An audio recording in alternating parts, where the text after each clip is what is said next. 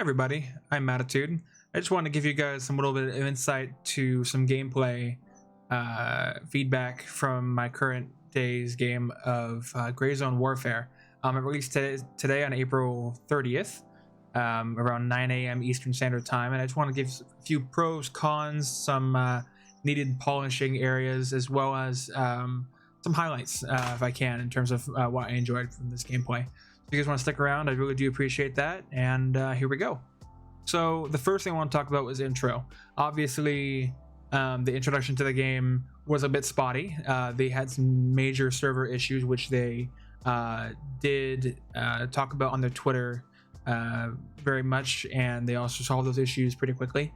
They're of course still solving as many bugs as they can, and they're very transparent with those, which is quite great. The other thing was, of course, just getting into the game. With the lack of servers that they had at the time, with the influx of players, they needed a lot more space. So having that space in the future would have been great, and it did seem to ease up over time as they fix some of these issues.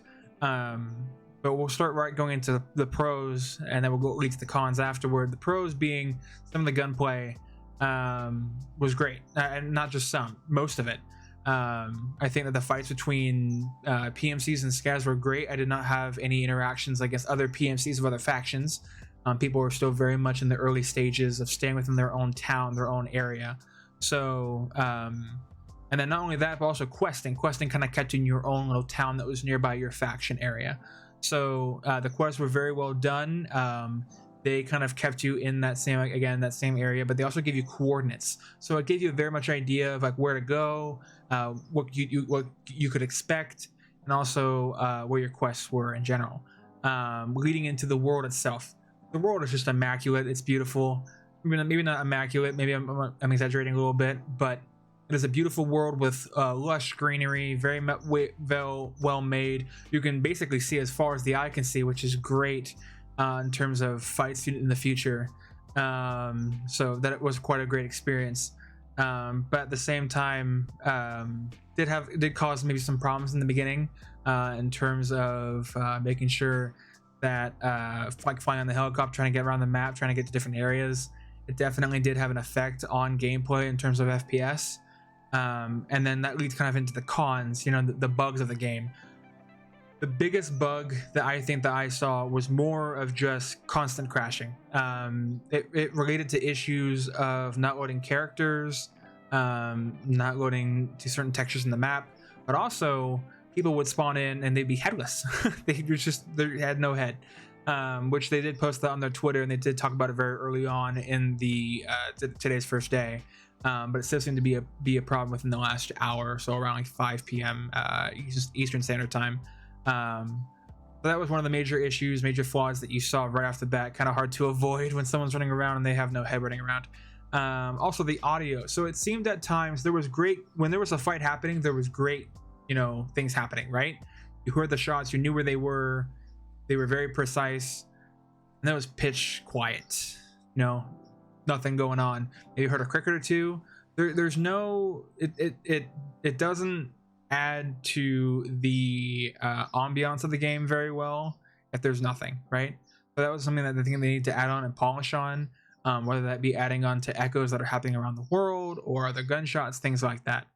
I think one of the other things was sighting in. You know, the gunplay was great, but if you use like the ACOG, for instance, and you were firing, it was kind of odd how the gun sometimes would not only bounce up, but it would also bounce very low down. So it made it very, very difficult to even shoot at anything from a decent distance, and not being too far.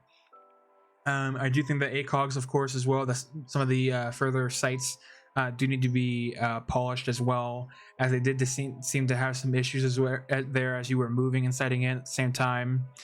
And this leads to some of the improvements that I kind of had an idea for. I think one of the big things was, again, the sights. Some of that sound quality audio that needs to add to the ambiance of the game was one of the big things. I know that a lot of these bugs that we keep seeing are being fixed as I'm speaking, so I'm not really going to talk upon those needing to be improved. But I think one of the biggest improvements that I kept hearing from people that I was talking to as I was playing was there's there's no reason to loot, right? You're going into the map, you're going in for your quest, getting a few kills, and you're getting out. There is no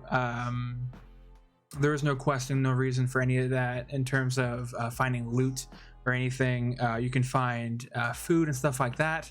That's about it. And maybe some bandages.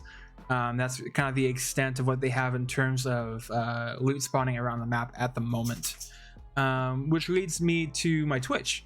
After all of this, I am now streaming Gray Zone Warefare. I also will be streaming some Tarkov, so I definitely do want to give a plug to that. That is twitch.tv/matitudetv.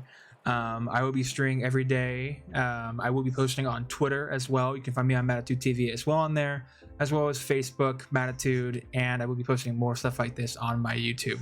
So if you guys do have any questions, make sure to leave those comments down below. I will be sure to be posting some highlights of some interesting gameplay soon, and I hope I will see you guys soon. So thank you very much, guys.